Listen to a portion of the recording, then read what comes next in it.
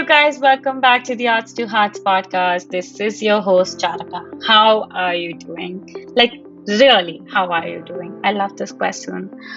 I want to use this as more as often I can. I'm so excited because I've had a fun day today. I've been catching up with so many wonderful women, such amazing creatives, and it's just I feel so pumped up. I mean, I love what I do, and this podcast is like a fuel to fire.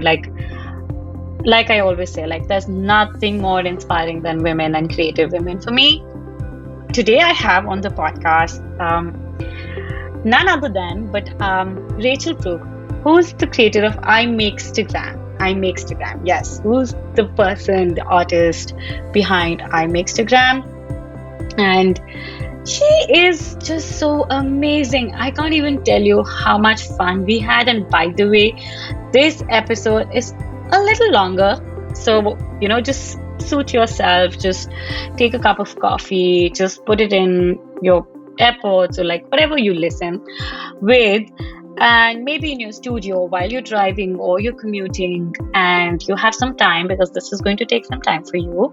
But it's such a wonderful episode for someone Rachel spoke about her entire journey, and she was just so transparent and honest.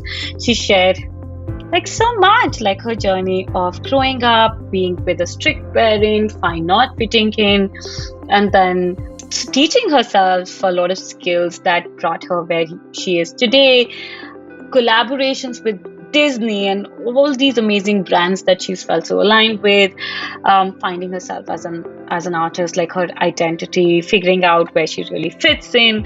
She makes these amazing tinsel jackets that we all obsess and gush over, and there's a huge backstory. I feel I think what I really learned from this conversation was a lot of times social media gives us one image, and that's just not enough. I think that only gives us a perception of a person, of an artist, but there's so much more that goes behind, so much more. And I think that's why I feel the work that I do is so important to me, because we all deserve just more than pretty pictures and videos. And I was so happy speaking to her. It really gave me a perspective towards so many times that we see something on Instagram, but there's so much to it. There's I have this whole new idea of Rachel and her work, and it's so amazing. It's so nice. So if you've loved her work, I'm telling you, you'll love this episode. If you are someone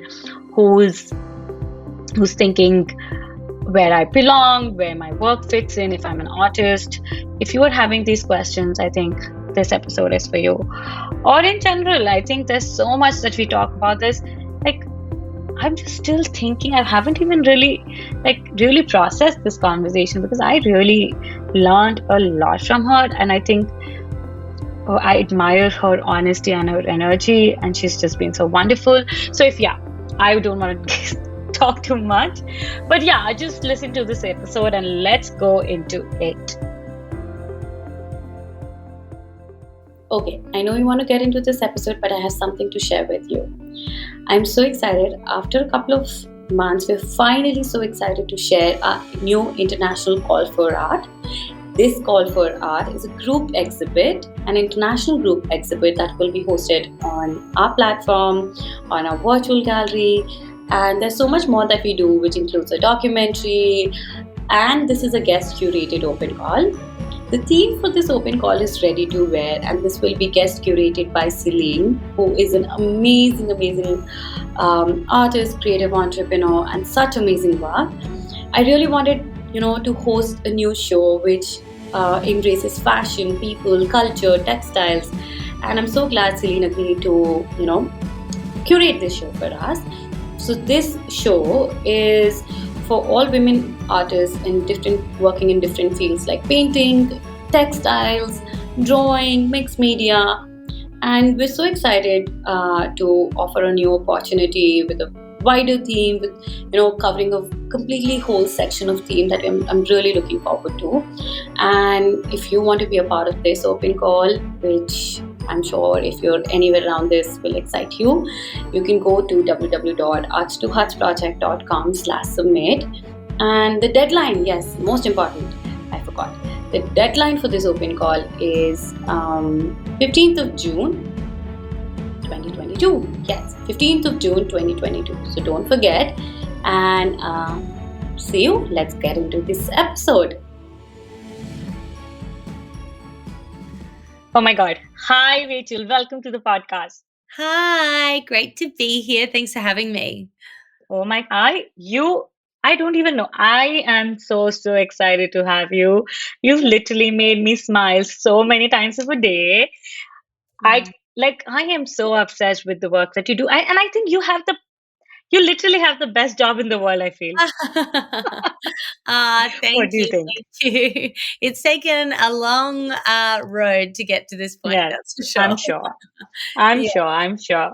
But oh God, like glitters and oh my this was the stuff that we as children, like I at least as a child, have always fascinated, and like to make a living out of a career like this, did you ever think this was possible? No, never did I ever think that this is where I would be at 33 years old, still playing with glitter and rhinestones and things out of the pantry. Exactly. And like Yeah. like being covered in glitter and like having these like color and like everything that made you like makes you smile as a child, as a 33-year-old still feeling the same. How does it even feel? Like, do you pinch yourself in the morning and get up, oh, this is what I get to do for a living? I feel like it's funny because as much as I loved those things as a kid, I still feel like every day I'm kind of on a new journey and I'm still finding Yeah, things that I love and that I find yeah. exciting about the things that I'm working on. So as much as it feels nostalgic and like something from the past that I'm celebrating, it always feels new every day. Yeah, but I definitely I love what I do. So yeah, and I definitely feel very lucky, yeah, to be doing it. Okay. I've already guessed a lot about it, but let's say if I I am like sure a lot that. of people who I'm a Libra a in lot a way. Ah. I'm sure a lot of people who are listening to this episode already know what you do, who you are. But let's just say for the sake of it, can you introduce yourself, who you are and what you do? Yeah, sure. So my name is Rachel Burke, and I like to say that I'm a multidisciplinary artist and designer, and I have a real focus in wearable art and sculpture and installation work. Yeah, so that's me. Smart. And Yeah. Yeah. it sounds pretty serious. It really sounds I like to serious. make it sound serious. Yeah. I love how you look. So it's like a good contrast of how things look like versus how you put, like, how Yeah, you've it's just explained it. yeah, branding, yeah. Okay. Okay, tell me a little bit about yourself, Rachel. I'm really interested to know more about you, who you are, and learning about your journey. Tell me, firstly, let's talk about let's just start from the beginning. Where were you born? How were you as a child? I'm really interested in your childhood. Like, how did it look like? Well, it's interesting because I feel like it's a real contrast in some ways because so I grew up in Melbourne, and my background is my dad's Australian, but my mum is Maltese. And I Okay. mentioned that my mum's Maltese because she has just like she is kind of the opposite to me. So she is like so Okay. clean and so streamlined, loves marble and like very serious metal things. And like she's a very classy lady. But yeah, I mean, yeah, she's the opposite to me. She's a Yeah. classy lady. um, our household growing up was, she took such pride in her house. My mum grew up and didn't have a lot of stuff. So whatever she had as an adult, she really prized and wanted to have real pride in her home. So it Yeah. was like, you are not messing up my house, my rules.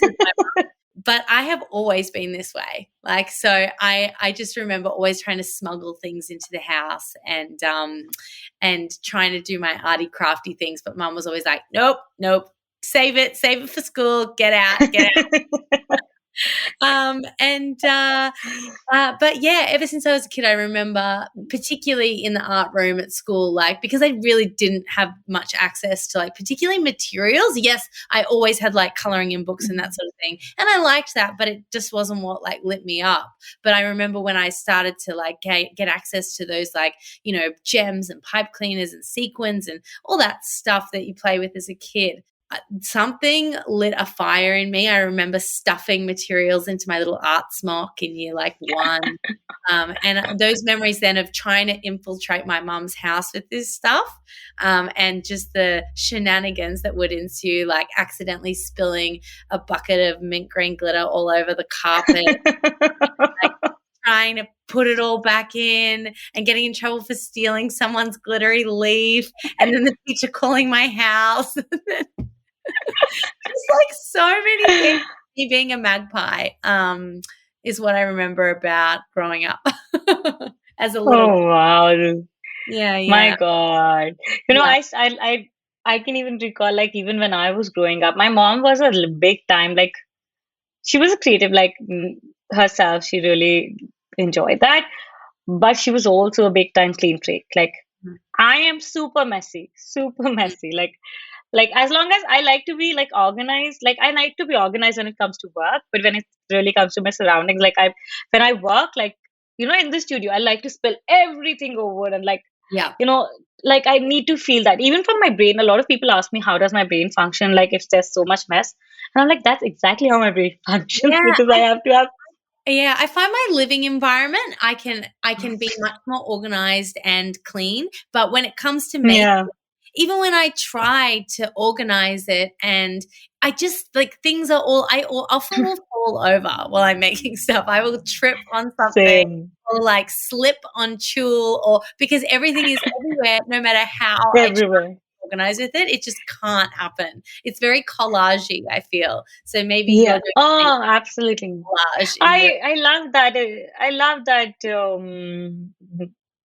That idea of collage, like, because also I feel like those happy accidents also happen when I'm not trying to control everything too Oh, hard. absolutely. Yeah, Like I'm yeah, like, when it's like when you trip over something and I'm like, oh my God, what did I just trip over? And I pick up something, oh my God, I was yeah. looking for this for so long. Or It's like, like oh, when I you could can use often this somewhere. find that, like, your little scraps or, like, the way you're wiping your paint and stuff like that can end up looking, like, cooler and freer than what you're actually working on sometimes. I think that's interesting Yeah. as well.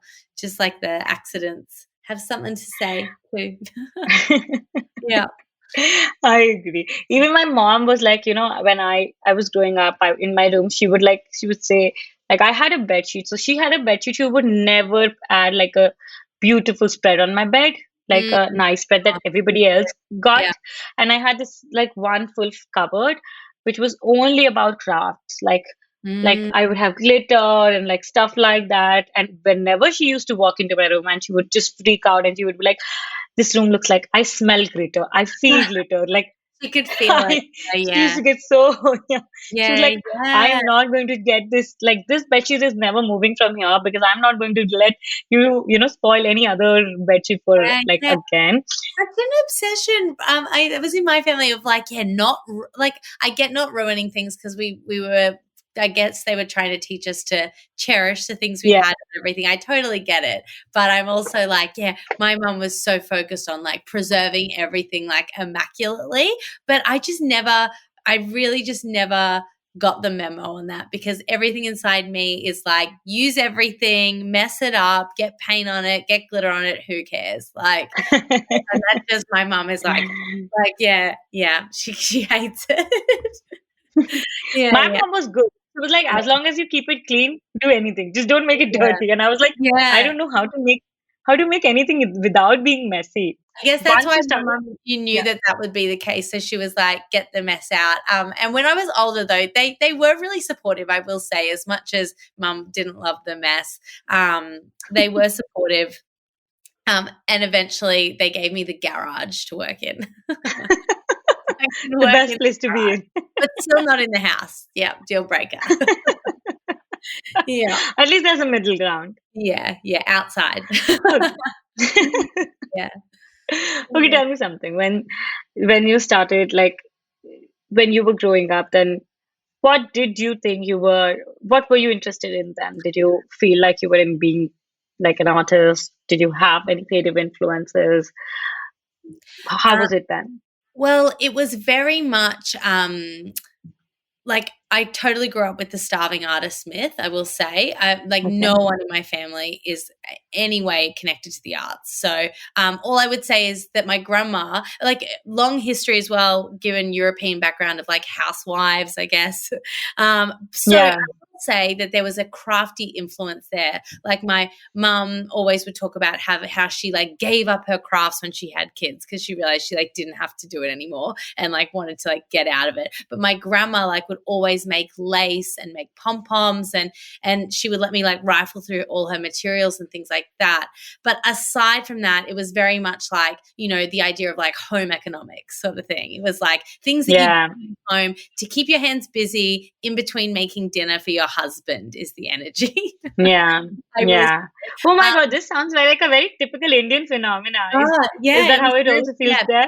And whereas that was my grandma, much more of like you're just keeping your hands busy treading water in between important stuff. My mum was very much like my girls will be educated because she got pulled out of school when she was young, when she was Yeah. like in year 10. So it made in her an insecurity that like her daughters, you know, might not get a proper education or something. So I think that my love for the arts kind of triggered something in my mum that meant I wasn't going to get a good education and Yeah. always from an early time had a fear that I was just, you know, all the classic stereotypes because of course my two main passions growing up was performing and art. So Okay. I loved art and I always had a pull through school or the whole way through of loving though musical theatre as well.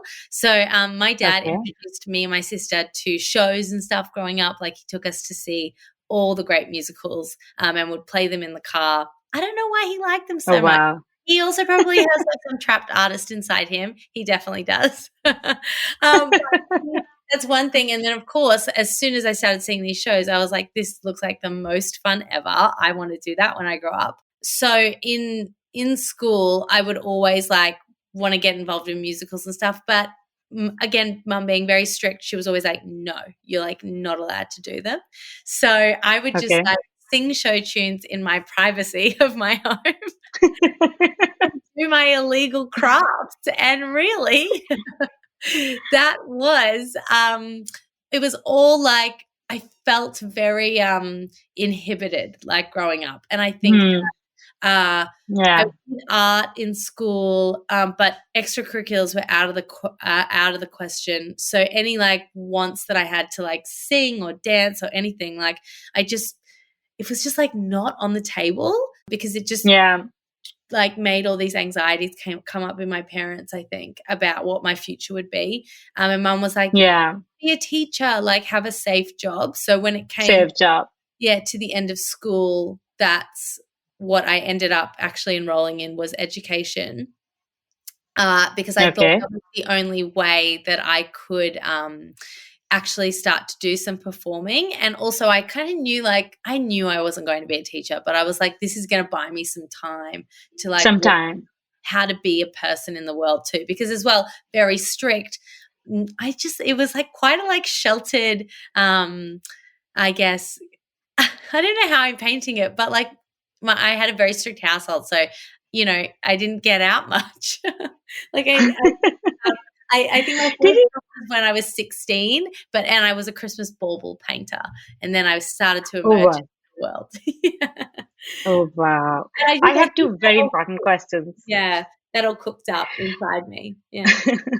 Mm. Two very important questions. I want to know. I don't know. I mean, these are hinges that I have right now while I'm listening to you. How were you in school? I know. I don't know. I don't know. It's just stereotypical or like for me when I was growing up, I I never fitted in. Like I would always think like create. The best I was in a class, like even curriculum was arts, and nobody cared about it. Yeah. I would, It was a my different favorite world, class and was I art feel like class.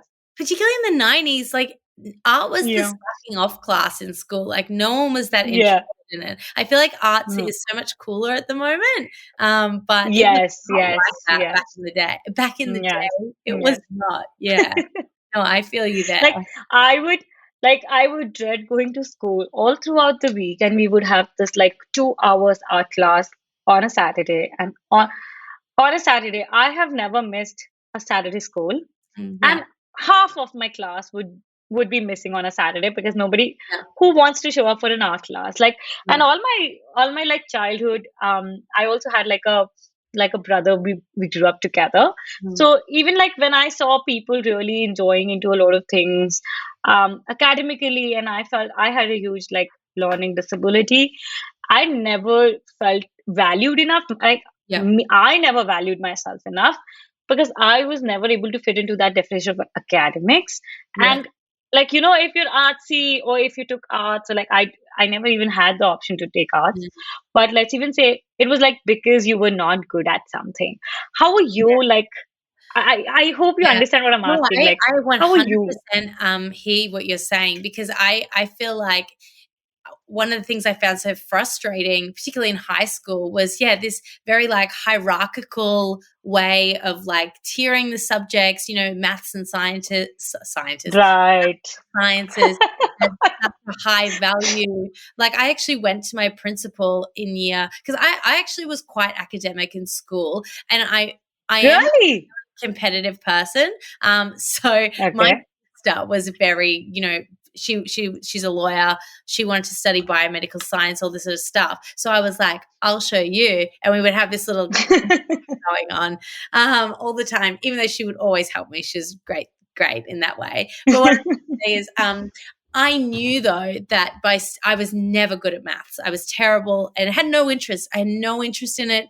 I wish I could be interested in science. I just wasn't. I loved the humanities, Yeah. English. I loved Right. art, drama, all that Loved. stuff, and I excelled in it. But I knew that studying maths, which was compulsory, was going to bring down my score. Um, and I went to the principal and was like, "Hey, like, can I just not do this because it is going to bring me down? I'm not good at it. I know my brain just falls apart when I'm Not. trying to do it." And she was like, Yeah. "Absolutely not. You can," and it did bring down my score.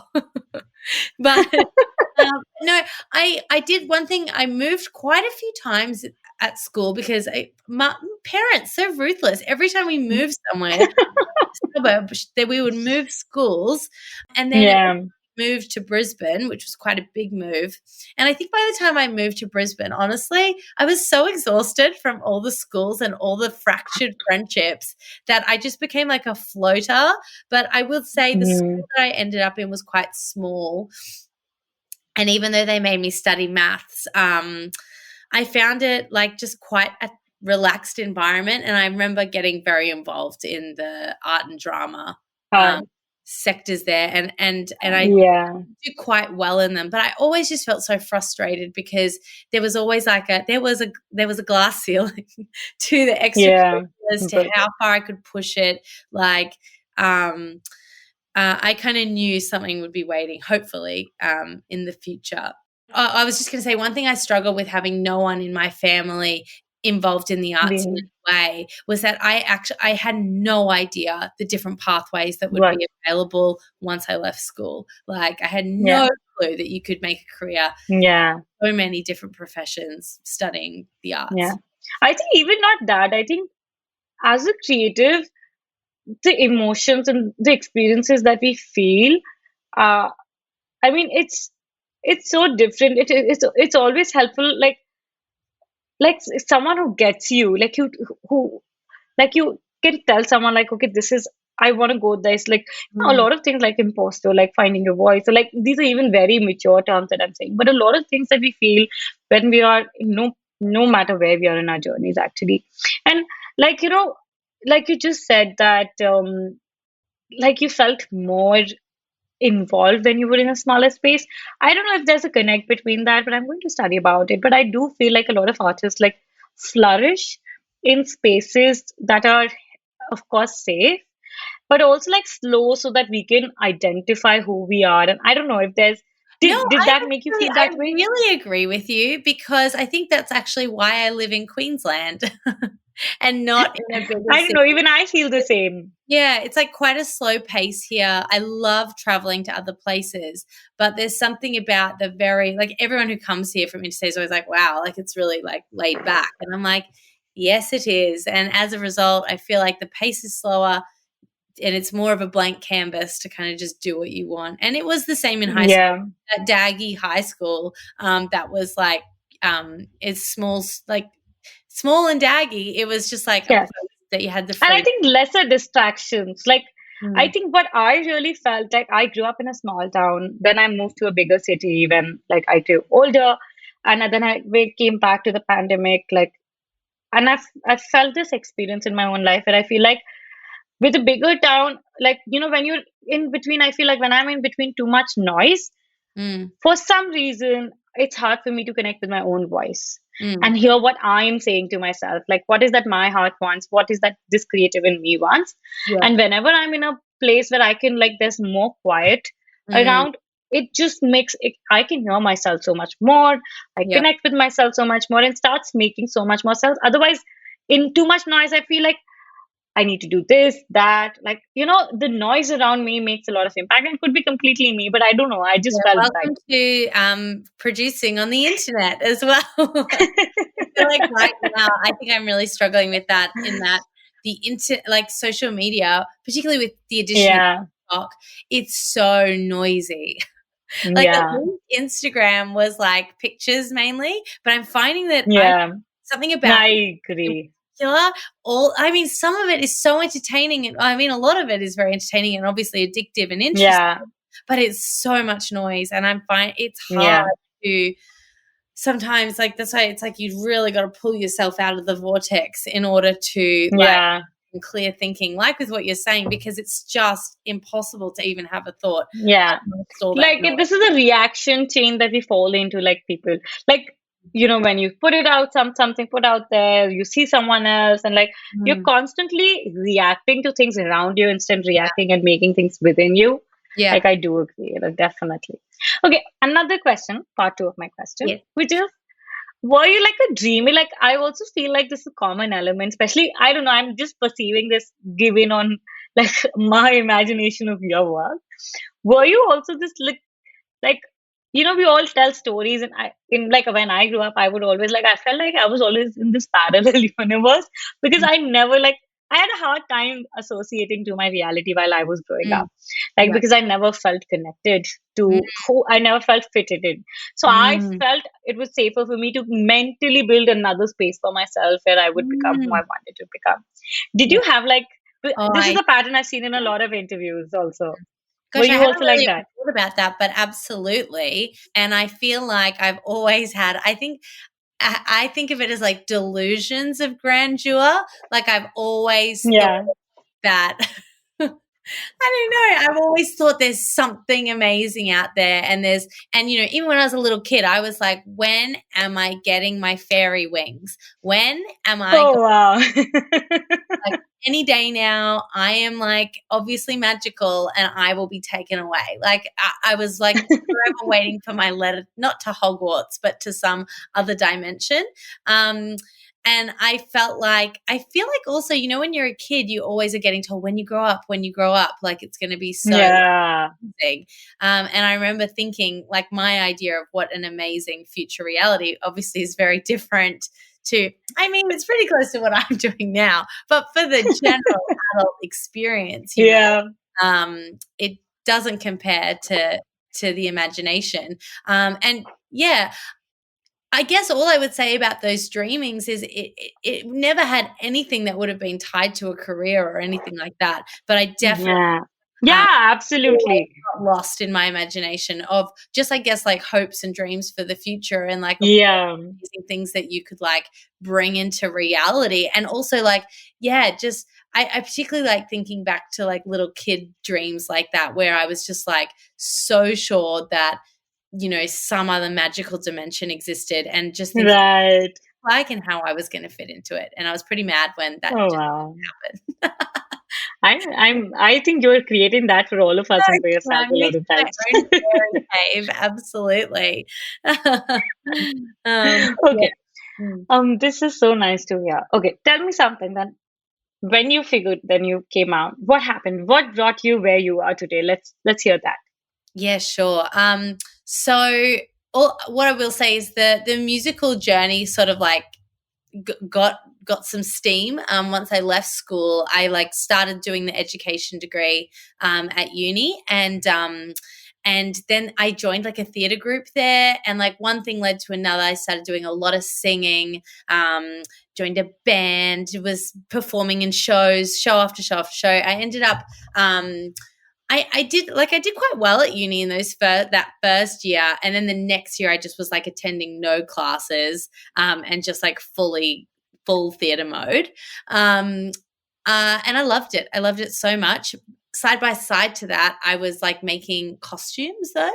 So for the role Okay. that I was like performing, I would like make some of the costumes. For your own self.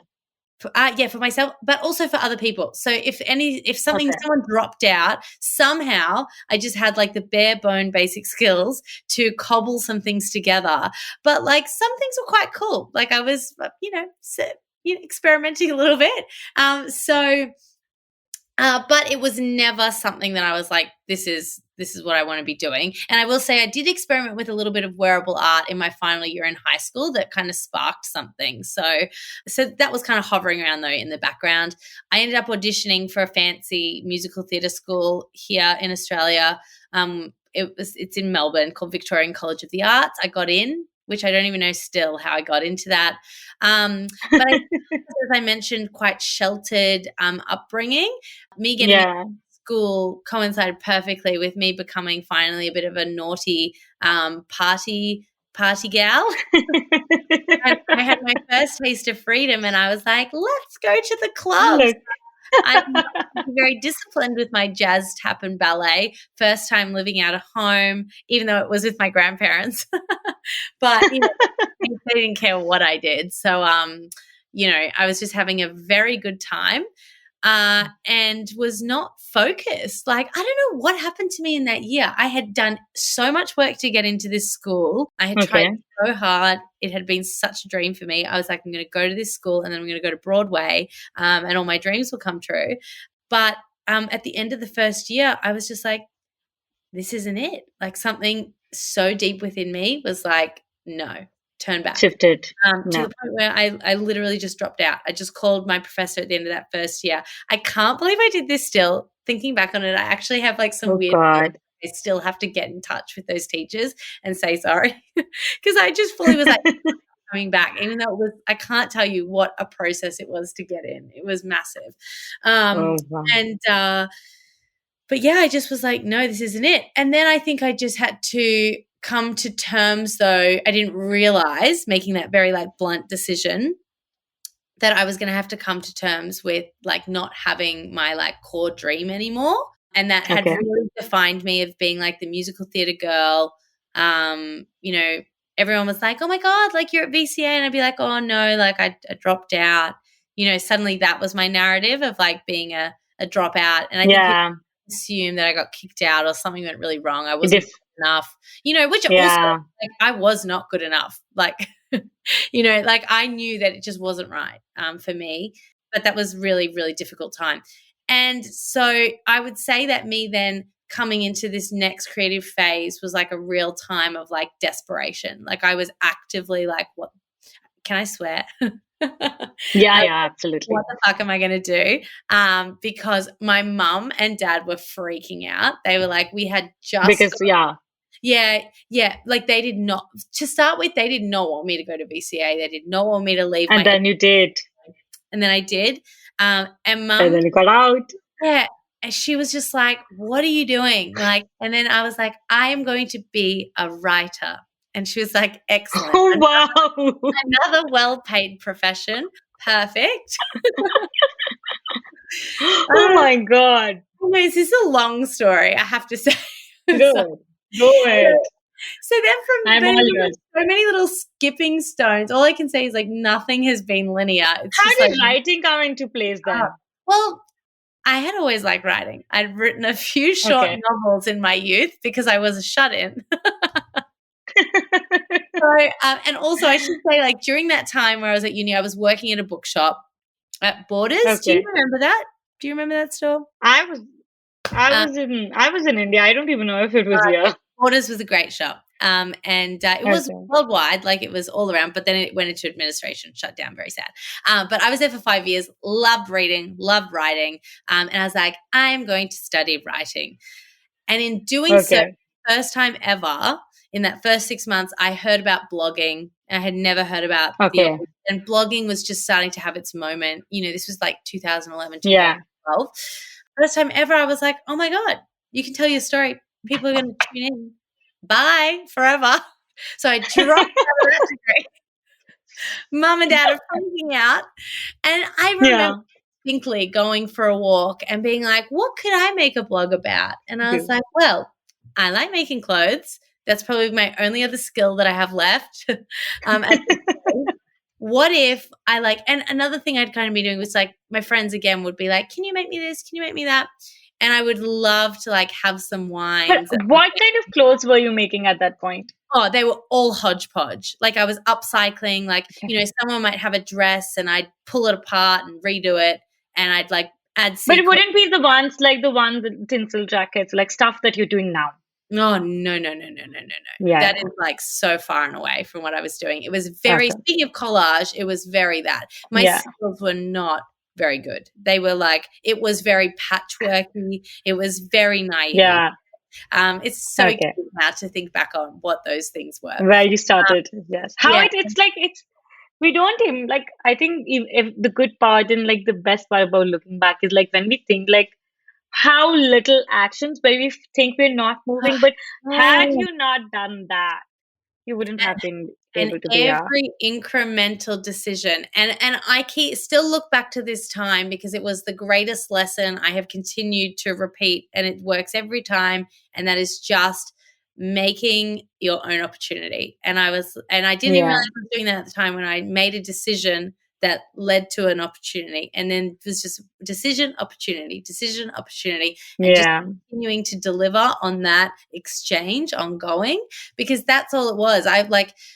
So I started, and I should send you a photo of some of that earlier stuff. It was, Yes, please. you know, it's quite bad, but it was just like, it was just, I'm not sure about I bad. wouldn't say bad. It's I not think bad. It was just, actually, now I'm going to say it's quite cute. Like it was just really, just an it's expression. the beginning. Mm. Yeah, it's beginning of something that makes you today.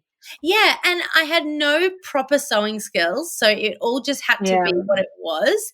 And as a result, Yeah. I was like learning on the go and like making decisions based on my skills, which invariably led to like something maybe a bit unique. And then from doing that, I started this blog, and it just was me making dresses on my friends, and then we'd go out and take photos of them. And I was like, hey, I could raise Okay. money for charity. And like, so I did my Okay. first project was making a dress every week for 20 weeks. And then it culminated in a big Okay. party. And then I raised Oh wow. $5,000 for this really nice charity here called Napcan. Oh wow. And it was great because it was like the first thing, honestly, that I had finished since I'd like dropped out and quit so many things. And I had really like lost faith in myself, I think, over that time. It was the first thing I'd kind of finished and was like, oh my God, like I raised this money. I'd gotten some really good press from doing it. And I had, by the end of the 20 weeks, you know, if I say the first little things I made were pretty average, by the end of the 20 weeks, I had some like cool stuff. Cool stuff. That really speaks to, you know, just that repetition and that practice led to an outcome. And then again, because I had ample time, certainly no children at that stage, I was like, I'm going to dress a day for a year and blog about it, which I did. So Oh wow. I made a dress every day for a year, raised more money for that time the Starlight Foundation, and you were not making anything for yourself from that at that point, like as a Oh. living. You thought this could be a career as a living.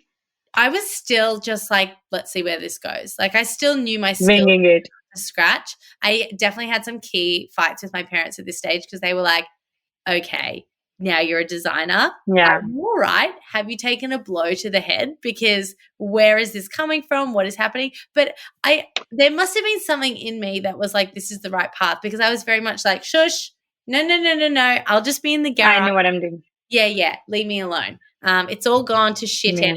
anyway, so let's just see what happens. Yeah. I just worked my butt off. So what happened then that really like kind of gained me steam, I guess, was a couple of designs. Like, you know, I kind of unlocked a few really cute designs that were quite unique. People started wanting to replicate the designs that I'd been making. And then I ended up starting a little brand, my first, you know, Googling Okay. start a brand. Started this brand, ended up stocking a boutique with it. They placed huge orders, and I would literally just sew all day and all What night. was it called?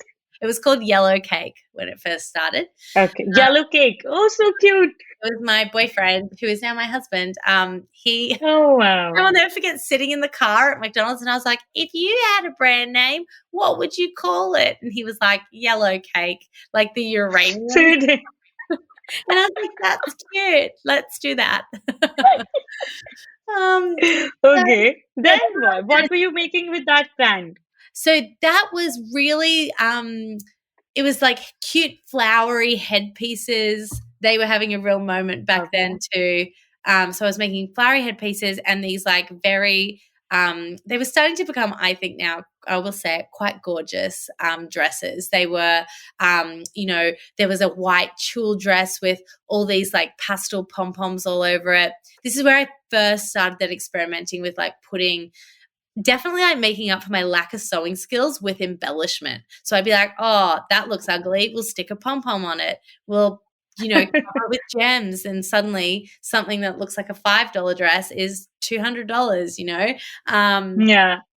And just experimenting with like what's sold. The stuff would sell out from this boutique that I was stocking, so much so they ended up hiring me as their in-house designer. And then look at me stumbling into like the professional fashion world, which I ended up working in for 7 years. It became head designer of a really street brand. So crazy. But that must be so different from like where you are. I'm sure that world looks really different. Oh yeah, that was a whole nother world, and it was such an amazing experience. Because that's literally then what I did for my job until I went out on my own to do all this stuff. I went to China like 25 times. I traveled the world. I really learnt the ins and outs of the garment industry, and then was like, bye forever. Yeah. Now I'm going to go on my own. Yeah. But then how did you get into like, did you dabble into painting? Did you like, what I'm trying to understand that today your work lies, and I saw your transition in your, I love that picture of yours that has like these, I don't know if it was a staged or what, like, I mean, it was a conceptual thing or that was a part of your process. Like you had these paintings, paper paintings on the background and on the floor. Yeah. So I'm just trying to understand, like, you know, like let's say for me, because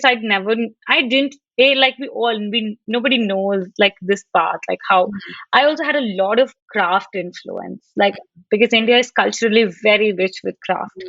And for some reason, I can't take that away from myself. Like it's a very big part of my own existence. I was also into fashion. So like, you know, texture, embroideries and Indian embroideries and all of those influences and fabrics and textiles.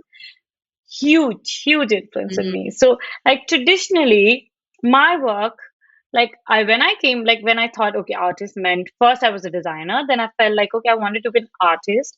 I didn't know what that meant. For me, that meant I needed to get away from the definition of what a designer meant. And for me, at that point, that only meant that I wanted to make something as an expression and not only solve a problem.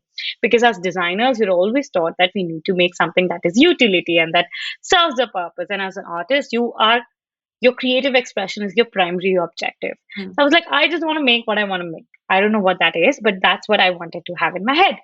So I further went down and I figured like I want to paint. Then I figured, okay, I want to include embellishments and that, you know, those pieces that start calling out to you.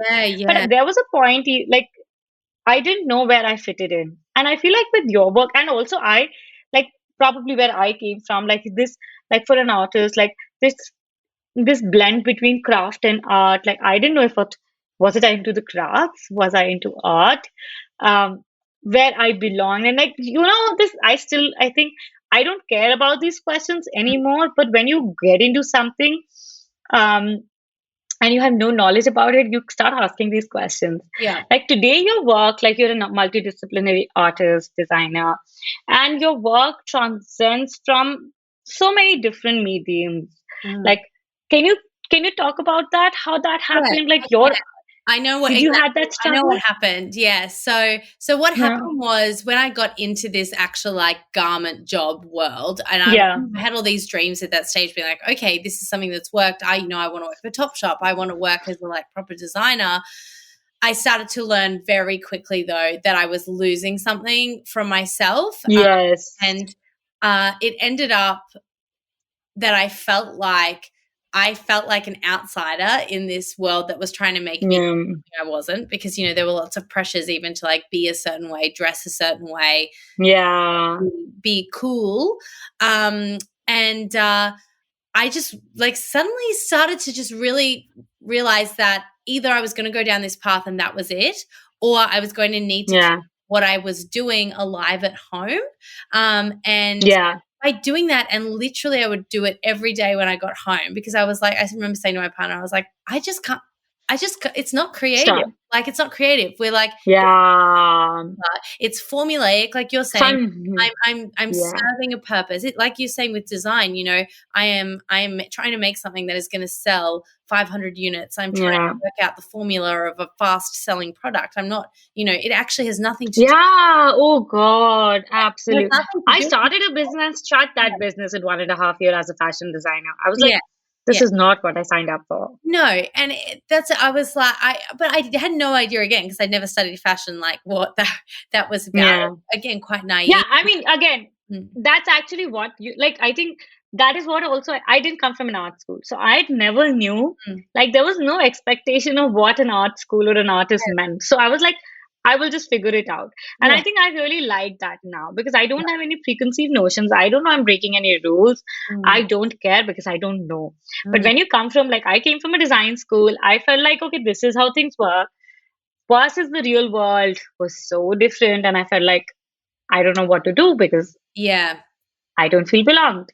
Yeah, yeah. And I think that was a sense of like, I've with this last job that I had, I was like, I just don't feel like, my creative expression, like, yeah, I knew it's Yes. not a match. So I was like, it's either going to die or I'm going to keep exploring it at home. And really, my art Yeah. practice was really born literally from that. I would just practice every night. I would get home, I would make something, and I would just keep Yeah. my clothes. But then it started to progress out of just making clothes, and I guess to a space where I call these pieces wearable art, I guess, because like you're saying, there's a sense of like self-expression and storytelling that Yeah. started happening with the work, and it started moving off garments to paper to just like this crazy frenetic, like exploratory, like kindergarten style work that just, I mean, it pours out of me at different stages, I will say. I feel like it often will happen at a big time of like a crossroad almost, or like of a time of frustration, where like I feel like the work that I do on paper, it doesn't always come to me. But I remember some of those first nights, particularly when I would start to move more into like paintings and like you're talking about the scribbling and all that stuff. Like I was doing it on the walls. Like I put up these huge sheets of butcher's paper, night out, always like around midnight, just painting and seeing what happened and sharing it on social media. And I guess like as things like would get feedback, I would also like, again, like a good designer, translate it then into like what I was exploring, I guess, as well. Yeah. So so yeah, and then from that, I guess I ended up meeting some really cool people along the way. One girl that I really connected with, she's in a band here, and we ended up like hitting it Okay. off. And I started making her costumes, and like we super Oh connected. wow. Love for nostalgia. Made her a massive pom-pom jacket. I made her my first tinsel Oh, jacket. And that was just, I was like, oh wow. something that was going to have like a real wow factor on stage. I had like a box of like Christmas stuff, and I love repurposing materials and things like that. So I was like, "Ooh, this could be cool." Like I've got some tinsel lametta, and I remember just sending her a photo of it, and she was like, "Yes, like let's just try it." Like it was such a great. Oh wow. She was so encouraging. We're still like such good friends. I'm literally seeing her tomorrow. Oh But wow. and we continue to just like collaborate throughout the years, and she's had like, her name's Patience, she's fab, and we've done so much stuff together now, all about like, you know, craft. And I think I also got really involved with, I don't know if you've seen the magazine Frankie magazine. Have you seen that? Yeah, yeah. So I ended up I saw your interview on their website also, I think. yeah, I've worked with them for years. Or like I worked with them for a few years ago. Now I like do things on and off with them. But I Okay. was styling their fashion editorials. I ended up doing that for about 2 years. And that was Okay. another huge learning curve. But also I would read those magazines religiously, go to the craft markets, go to things. And it's just something about the tactile materials that yeah, I just continuously have found myself like experimenting with, and it has, not to use the word organic, but it has all happened very organically, one thing leading to the next. Yeah. And I guess with me mentioning like storytelling and just even just over the years, like you said too, like realizing what you can do with art and in the real world, how you can translate it into a career. I feel like I'm still learning about like the possibilities that lie within Yeah. interest. Sorry, within Yeah. the And industry. every day everything's changing. Yeah, Like yeah. you're all like every day the possibility is only getting better. Yeah, yeah. And you know, and plentiful. Like there's so many different Yeah. things that you can be doing. But I think now it's about like focusing in on like the what really lights you up, because there's so many options. Yeah. It's about real like constantly kind of reflecting and being like, okay, is this just what's cool, or is this like what I actually want to be doing? That's such a good question. Yeah, yeah. Okay, tell me something. How did you finally hone like I feel like in this in this conversation we spoke a lot about you as a designer. You were Yeah. navigating that. Versus today, your identity and your work is so much more than just being a designer. I think your identity as an artist is way stronger, more prominent. Your work, you've showed your work you've showed in Brisbane, in Australia, so many other parts of the world, museums, galleries, like, and you've had such amazing collaborations, Disney, Lego, like, oh my God, like a lot of things that a lot of artists like really chase for and dream about. Um, I think my question is, how did you finally hone that identity of being an artist? And then did you like, let's first talk about that. And then I want to ask you, did you struggle with, or there was any kind of contention that you felt like, you know, these places like galleries and like all of this where a lot of serious art is shown, like, because a lot of artists, we as like people who come from down the traditional path, like, like I love what you're doing because I love the challenge. Like I want to see more of this in the gallery space because it just widens the definition of what you can be as a creative. You don't have to have like you all can have on our stories. So can we talk about that? Yeah, sure. So I always forget about this project, but the first proper like art project that I did along the way was, again, it's still all connected back to that time when I left VCA. I feel like, and that time where I was like, you know, becoming a bit of a like crazy kid. I felt like that time I like burnt a lot of bridges and like was just like not myself, and had just made some like, you know, a lot of friends had dwindled away, and I feel like I had a lot of regret about that time. So, because I love pom poms and things, it just, I don't even know how it happened. I can't even remember now, but I ended up making an apology on a pom pom. Oh And wow. I started then sharing them online, and they were just my personal apologies. And then I was like leaving them around the suburbs and stuff. And people started contacting me being like, can I like submit one? Can I do it? And I was like, yeah, of course. And I started like a little janky website where people would submit their anonymous apologies through it. And I ended up collecting thousands of them.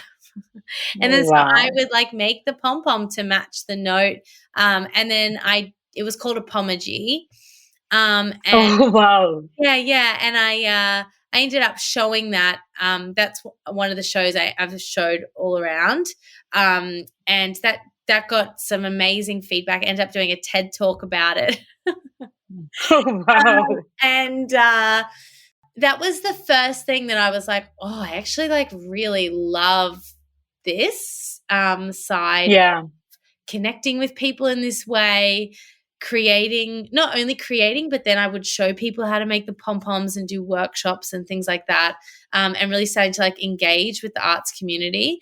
And that was like kind of, I guess, I did that for a few years and it just kept growing in scale. The last apology project I did was and no wonder it was my last. I just got so burnt out. I made 2,000 pom-poms over 2 years.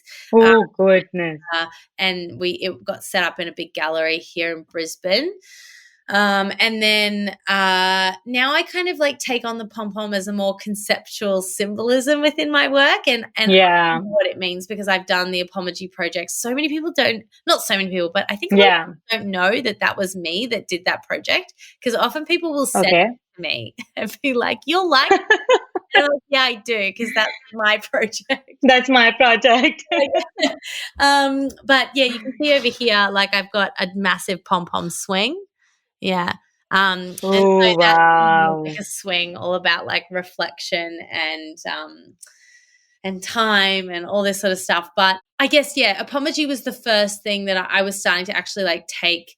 I was like, oh my God, like I have made an art project and actually I really like this world and space. And from there, I guess I just started taking myself more seriously and got some more opportunities, said yes to a bunch of things, did the work is a key thing and have always and since made it a priority to invest that time into discovering that because I think that's really important. But I will absolutely speak to what you're saying about this not being a traditional art kid and coming from that coming from nowhere probably, or wherever you come from and then spaces. And I will say I've absolutely faced, particularly this year, some I don't even know what the word is. I guess just like some real nastiness, I will say. I actually found it like really shocking because I think it just spoke so true to insecurities that I absolutely had about being an imposter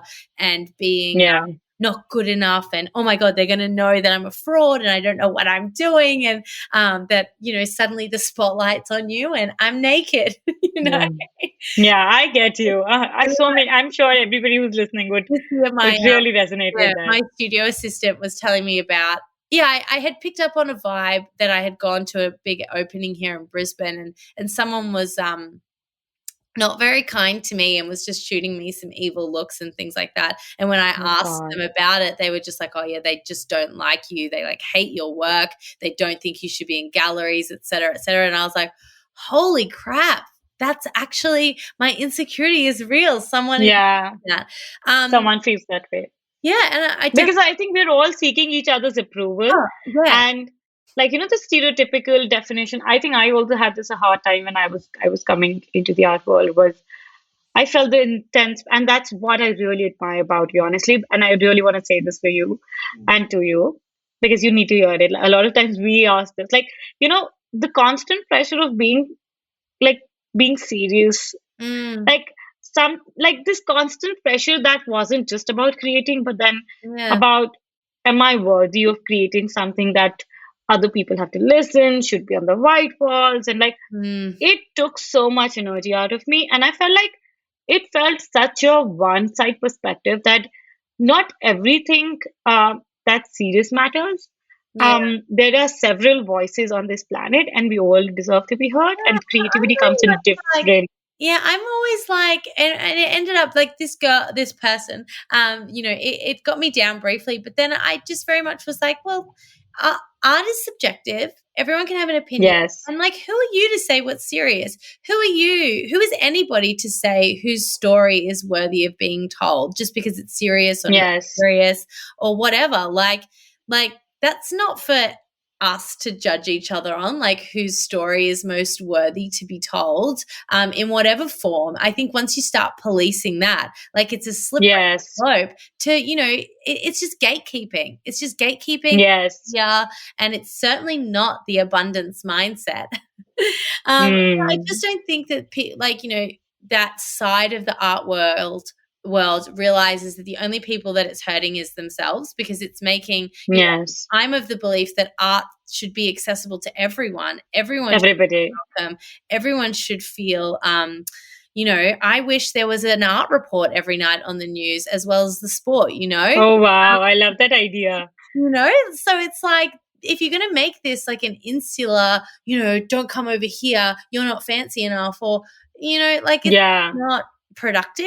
And I'm like, if Yeah. that's going to be your mindset, good luck with that. I'll be over Yeah. here doing my scribbles and and I love that.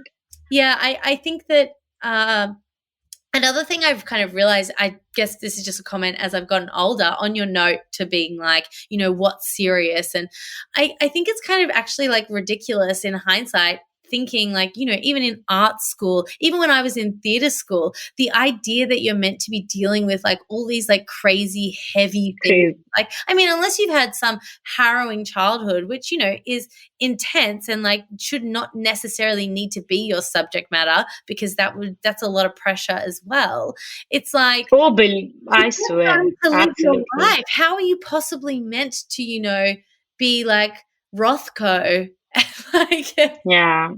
it's only now that like I'm growing, like, I'm actually feel like I'm going through more hectic things with having a kid and stuff and grappling with much bigger themes. I'm like, oh my God, now I Yes. know what love is, and I'm 33.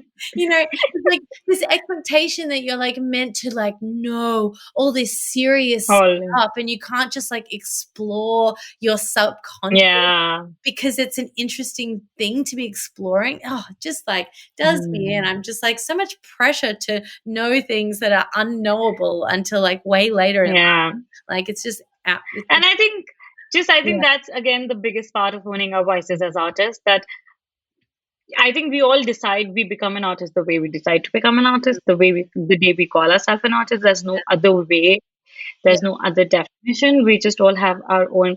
And again, like anything else in the world, not everybody is meant to like everything. Not everybody is Yeah. meant for us, meant for everyone, and that goes both the Yeah, way. and I like to think of it now as like with this person who was like, you shouldn't be here. It's like, I find it a bit punk and a bit rebellious to just do what you want.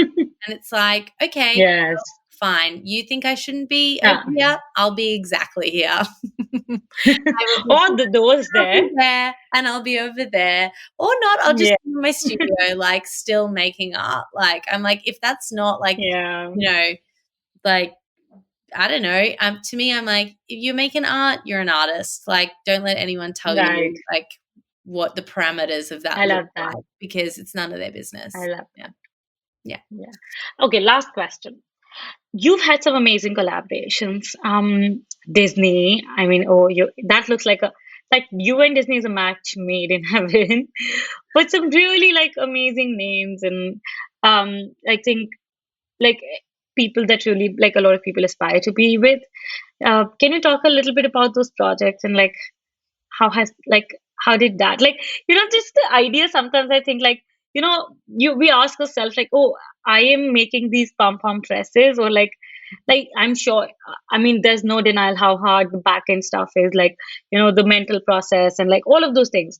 But still like the pleasure of making the work that we really love from our heart, Yeah. that gives you a channel to work with other um names who are doing so much better. Like Disney is like the name of creativity. Mm. Like, how did that make you feel, and how has these collaborations worked for you? Yeah, I guess I mean, don't get me wrong. Anytime I've gotten a Yeah. collaboration that is with an amazing brand that also like feels very aligned with my values, Yes. you know, the things that I love, I get very excited and do a happy dance. But it always, if I think about like how these things have ever happened, and which I think like, you know, is good news, is that it just comes like the work, and that's what always really excites Yeah. me whenever I'm in a slump, or if I'm ever like struggling. It's like the key lies not in all the noise of like, you know, where am I going or anything. It actually, all that goodness, all that opportunity comes from producing just the work that you love. And Yeah. it's not contrived. It's not, you know, there's no reason why my wackadoodle cereal box bags and even all this stuff Yes. like uncommercial theoretically, like it doesn't make any Yes. sense. And yet I think Sense. like Yeah. it's good news that like there's something about, I guess, that, not to toot my horn, but like that authenticity that is connecting with these brands. It just goes to show that like don't worry about being on trend, because if you're Yes. off trend, you'll stand out, because, you know, kind of like it's so Oh, you are a trend creator. hey, I am waiting Oh, for these shoes. I can't wait. yes. Someone is going to make these. Yes. No, it happens all the time. Oh my Um, God. You like this has blown up, literally blown up. yeah, but that's why I literally see myself like I'm not a designer. Like I'm not sending these off to get made. Like I'm just making them for fun. But yeah, I guess to me, I just like am like I want to then take those opportunities and like run with them, because, you know, I think when I first spoke to Disney a few years ago, I can't even remember what we pitched, but I remember I was like, we could do this, this, and this. And it was like a massive workload, and I had just had a baby. But What did you do with them? I made a big installation in Melbourne, and then I did like a 10-piece collection. And I'm just Okay. working on them now for another mini collection, You're not. like inspired With Disney? looks, part, yeah, with Disney. But yeah, even like with Lego or with whoever, all I will say Yeah. about collaborations is, oh my goodness, because I work independently. I have a studio assistant that comes in one day a week. Yeah. But it's so much work. Oh, Like I have to absolutely. say, I have been working every day this week from like 7 till midnight till 2 a.m. Oh like to God. finish stuff, just because it just, you know, it is crazy, and to fit it in all around you. I just say that because it's like, I guess, you know, it is all amazing. I love working with these brands, but yeah, it is hard sometimes. You just want things to be so good to like match up So with the expectations of the brands and all this sort of stuff, that there's just a lot of work that goes into it. Is what I would say. But no denial. I'm sure. I only ever love working with brands that do feel aligned like that. And of course, I feel so lucky that they're all Yes. nostalgic. Like, you know, like I've worked with Barbie and My Little Pony, and like it is crazy to me that I'm like, Oh yes. it's just and I also always see it as a sign that like I'm on the right track if the right brands are approaching me. Yeah. Like I'd feel stressed if brands that weren't, you know, aligned with me at all were approaching me, because I'd be like, hang on, what's my work like giving out?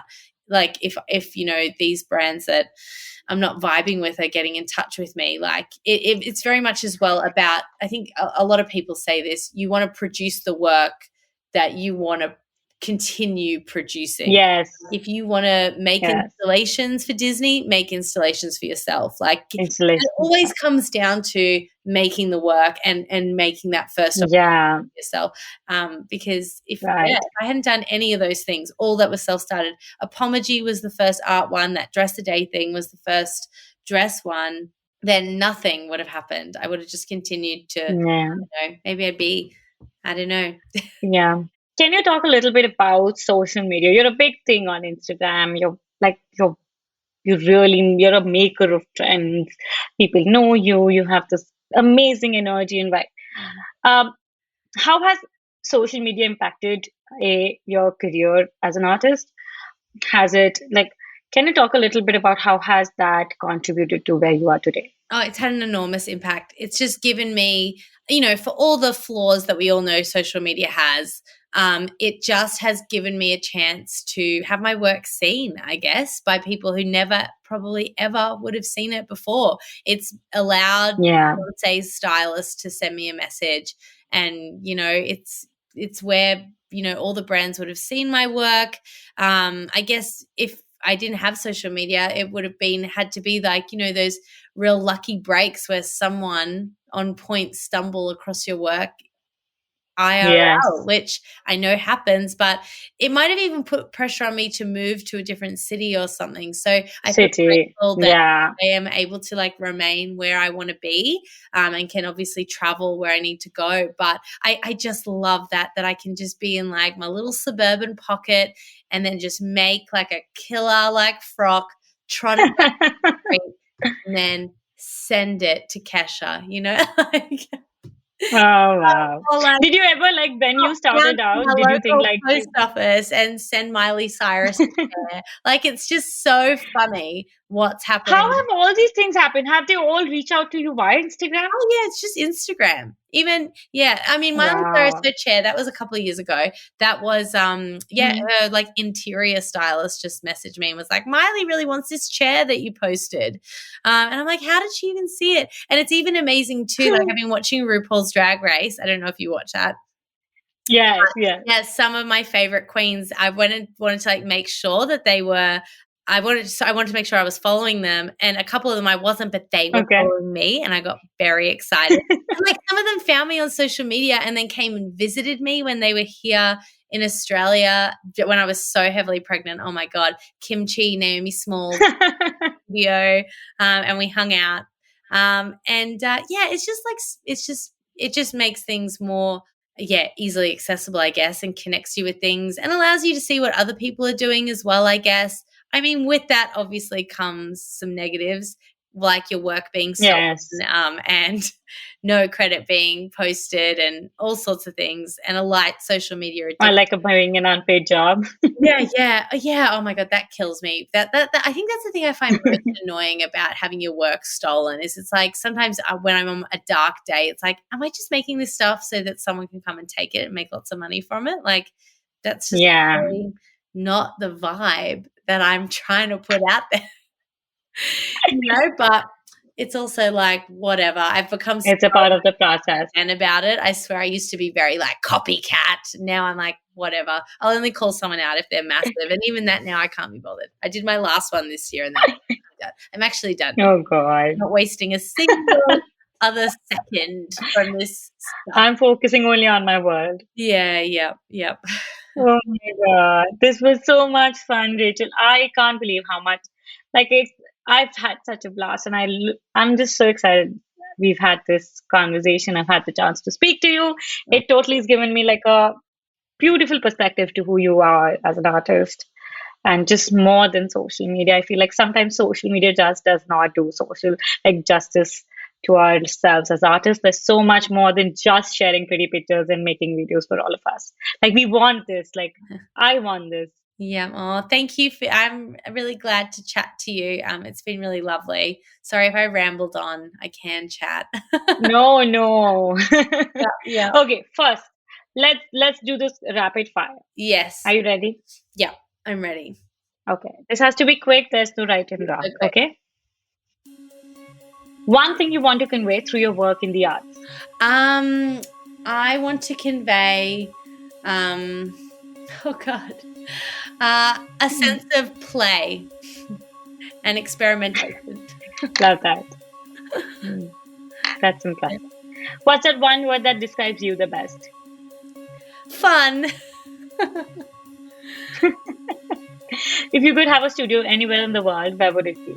Oh, I think it would be, it'd be in New York, I think. Yep. Maybe in really? Brooklyn. And I'd be eating a lot of bagels and coffee during my arty day. Yep. Love that. Okay, your biggest source of inspiration? My memories. Oh, I love that. Who's your favorite woman artist? Any point of time? Oh my God, Hilma af Klint. Easy. Makes sense. Absolutely. Who's your go-to person when you're in trouble or in need of advice? My partner, Tommy. Well, okay, this is a little bit more than one part. Can you share one moment? I'm sure there must have been many that just made you that you really cherish and makes you feel grateful for being an artist. Something that you really like. The moments that we feel, oh my God, yeah, this is for real. I love this. I love what I do. Yeah. I don't know if this is super cheesy, but I think that becoming a parent, firstly, I will say when I looked at my baby, I felt like the greatest God. artist because I'd made the cutest thing. But also, I have felt so grateful to be able to be a parent and to be an artist and to have this outlet. Because I think that, being a parent, even I'm so privileged, I am living such a lovely life. But, there are so many things that are difficult about being, parenthood and stuff like that. And I feel so grateful that I can have this little neck of my woods that is just filled with my sense of child and my sense of play. And I love that my kid can come and interact with my art. But also I just love that I can exist in this space as me and not as a mother, as I am still all these things as a wife, but I am also just me in my space, I think. And I feel so grateful I can, hold all these roles, but have this, to me, my studio is a sacred space of discovery and play and freedom that I just cherish. And I that's when I pinch myself, is just being able to do whatever I want. That's so beautiful. Oh God. If you were to meet younger Ritu today, what advice would you give her? Oh, look, I would say don't let that man cut your hair off. That was a real turning point for me. I had very short hair for a long time because I agreed to be a hair model when I shouldn't have. And I actually don't think I wouldn't want to take me off course, because I think every little thing that happened led to where I was going. So maybe I would just say, keep going. Do what you're doing. Yeah. Love that. Okay. Shout out to an artist currently you're loving on social media. Someone who's killing it on the internet. Oh, who's killing it on social media? Oh my gosh. I should know more people on social media. Who do I love? Oh, I'm going to give a little shout out to my Brisbane gal pal, Bonnie Hislop, who makes really cute ceramics. And, we've been going to art things lately together, which has been really nice. Yeah, she's got a nice practice too. Yeah. I will link her in the show notes. So anyone who's interested can go and check it out. I know that. Okay, one last question. Loves her too. Yeah. Oh yeah. Oh, she's a resource sharer. Yeah. She's like a gold digger. I love her work too, Danielle. She makes beautiful things. Yeah. Her journey's so great. Yes. I loved her last show. Yeah. Yes. It's so beautiful. Yeah. Okay. Last question. As a woman entrepreneur, creative entrepreneur, artist, what's that one piece of advice that you would like to give to people who are listening to this episode coming, just building their paths? What is that you have to share with them? I would say don't be afraid to make your own opportunities. There's no time like the present. Don't be afraid to, along the way, invest in yourself and upskill in anything that you like. And that could just be something like taking a pottery class or going to a drawing class or learning Photoshop. And I would say when you get to the point where you feel like your art practice is also becoming a business, treat it like a business. Yeah. And then, or don't ever be afraid to outsource those parts of your business, like a bookkeeper that you don't do. I love that. They don't ever lose sight of the work and making things that are true to your heart, and you can't go wrong. Oh wow. Thank you so much, Rachel. This was so much fun. One last thing. Anyone who's listening to this episode, I'm sure most of us follow you already, gush over your work, which is where can people find you, support you, all of that? So you can find me on Instagram at iMakestagram. I think I'm also on TikTok as iMakestagram if you're tickety talking. And you can find me. I make it. Yeah, shoprachelburke.com is where you can have a look at all my wares and projects and things. And you have a fantastic website as well. So anyone who wants to even treat their eyes, go visit her website. Thanks. Thank you. Thank you so much. It was so much fun. Thank you so much. I really had an amazing time. I think time flew by. God, It's just been so much fun chatting to you. Yeah. I'm sure we'll do more of these. Yeah. Awesome. Thank you so much. Bye. No worries. Bye. Okay, thank you so much for listening to this episode. I hope you enjoyed, and it was such a wonderful chat with Rachel. Like I said, even in the beginning of this episode, there was so much that I learned from her, and I'm so glad we spoke. And I really look forward, to doing so much more and, with her in the future. So yeah, keep an eye on that. If you like this episode, if you like what we do, please send us a review on podcast, Apple Podcast, anywhere you listen to this episode. Please share it on Instagram, on anywhere you are active on social media, TikTok or whatever. Just support us. I think that's all we need from you. And I look forward to seeing you back in the next episode. Bye-bye.